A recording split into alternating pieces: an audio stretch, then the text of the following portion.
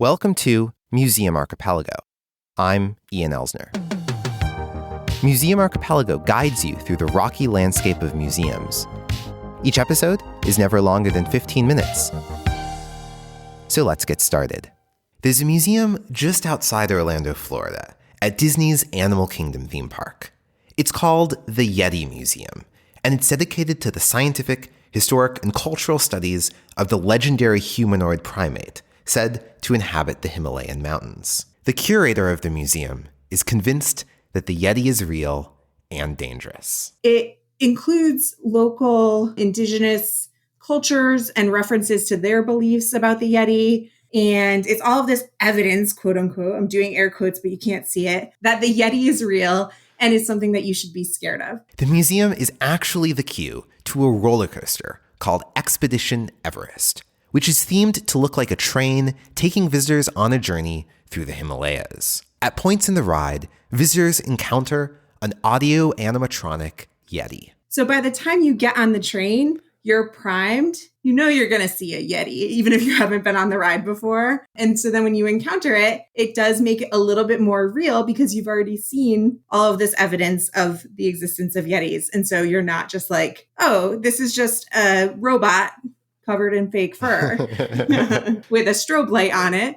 And it kind of like switches that on in your brain. For public experience advocate Shaelyn Amaio, this is a great example of how museums and museum iconography are used as shorthand for reliability, truth, and prestige in theme parks. Hi, my name is Shaelyn Amaio, and I am somebody who works in museums, mostly in history museums, but I like to think of myself as a public experience advocate. So my interests lie both in museums and in other leisure activities. Amaio grew up in Connecticut and first visited Walt Disney World in Florida as a 5-year-old. I just remember the feeling of being on Main Street, USA in the Magic Kingdom and being completely overwhelmed, right? Because when you're 5, you don't know the history, you don't know what it's referencing, but you still know that it's like this nostalgic feeling, even if you don't have the words or the experiences to relate that. And I think at that age, a lot of what you're feeding off of are the reactions of the adults around you. When people talk about going to Disney, they tend to center children and like what the kids will think of it. But I think something that's left out of that conversation is how adults react to the theme parks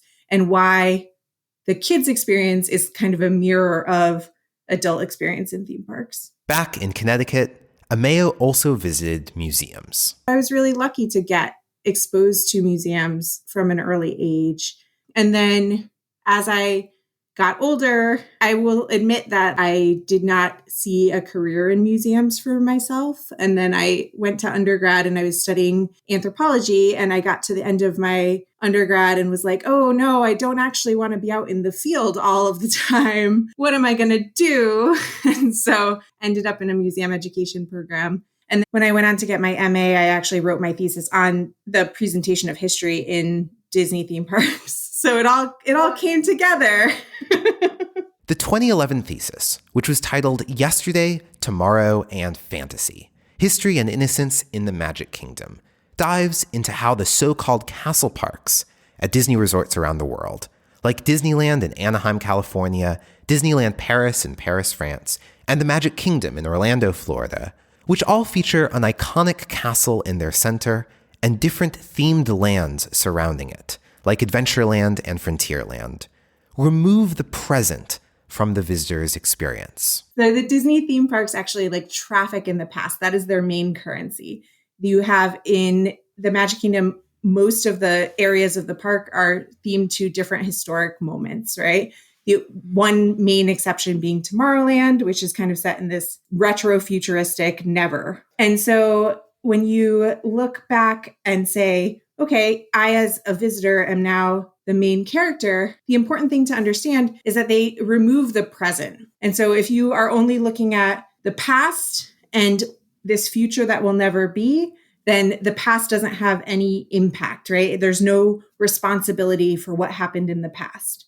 And so as a visitor, I can just kind of be like, wow, the past was bad, but look, we've made so much progress. Things are getting better every day, and not really have to grapple with all of the history and its continuing legacies today. I think another important thing is that it's intended to feel neutral to mostly to white Americans, which I think we can't talk about Disney parks without talking about that. Each of these images of the past, weathered rocks etched into the landscape of Frontierland, or the oil lantern illuminated shops of Main Street, USA, help us relate to history. One of the main principles of experience design is that even the smallest out-of-place detail can ruin the illusion. Castle parks that follow this same formula continue to open into the 21st century in Hong Kong and Shanghai.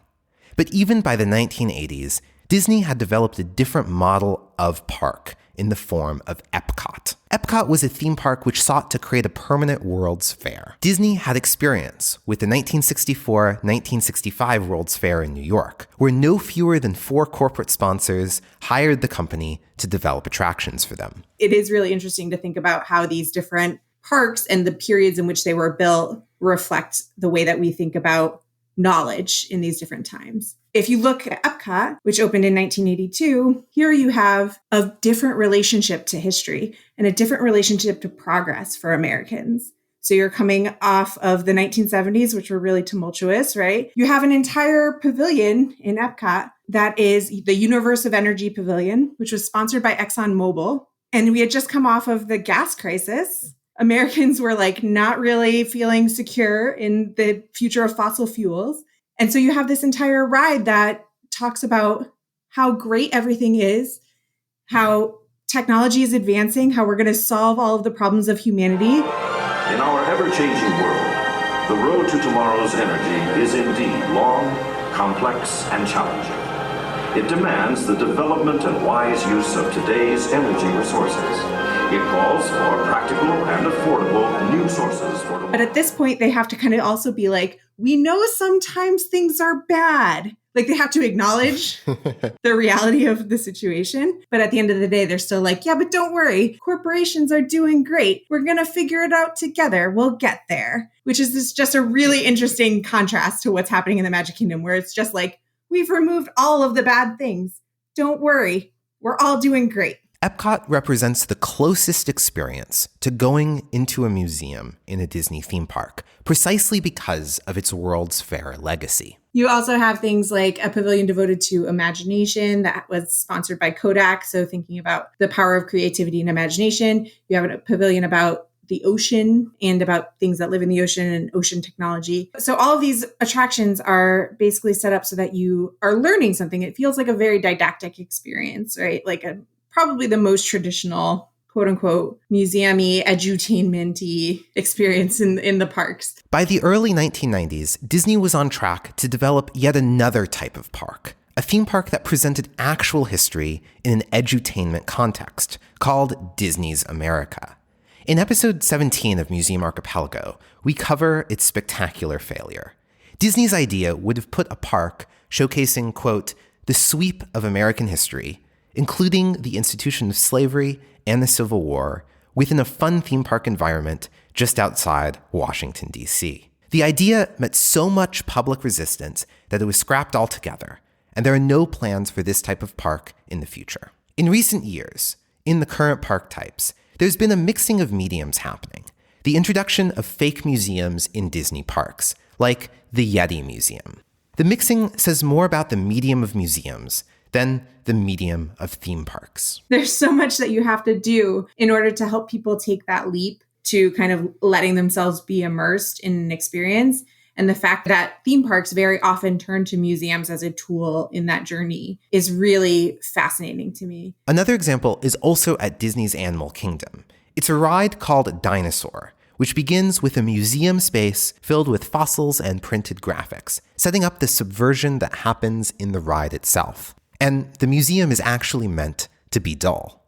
I'm Dr. Marsh, director of the Dino Institute, and I hope you enjoyed those quaint exhibits in the old wing.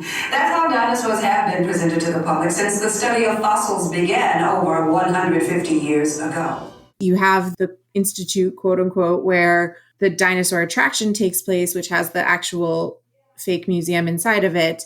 And I think all of that is meant to set up this idea that this is somehow legitimate in a way that it wouldn't be understood otherwise. And so I think just the use of not only museum environments, but also just the science world in general is really interesting. It really just tells you as a visitor, like, I am meant to understand this as real. I'm meant to understand that we actually might be going back in time and it's not just strobe lights. The museum and everything it represents can be a tool in the world building of a themed environment. Theme park designers talk about layers of meaning, all on top of one another to create a successful theme. A fake town seems less fake if there's a fake historical marker describing the founding of the town. It's even less fake if within the fake town there's some fake disagreement about the accuracy of the marker, feuding families each trying to tell their own stories.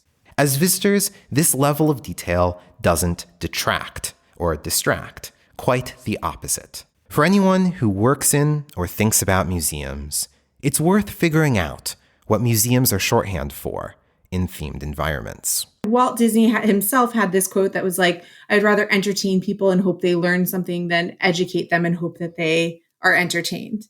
I don't think that the way that theme parks use museums is meant to be educational the way that museums want to be educational. I think it's a little bit of a distortion of theme parks, even the ones that are like more traditional in terms of how they're displaying things and the topics they're covering. But there is a lot of overlap when you're looking at how humans act. And so that's where we really have this opportunity to learn from each other, to improve experiences in both spaces so that visitors do learn something, so that visitors do have fun. I think we have to kind of embrace some things that theme parks are doing well so that we can better serve our visitors and continue to fulfill our missions. This has been Museum Archipelago. For a full transcript of this episode, as well as show notes and links, visit museumarchipelago.com. Museum Archipelago is supported by listeners like you who've joined Club Archipelago.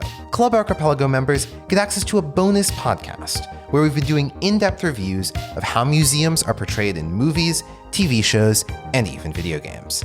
If you can't get enough of how museums shape our lives, join Club Archipelago today by visiting jointhemuseum.club. And if you don't feel like it, that's totally cool too.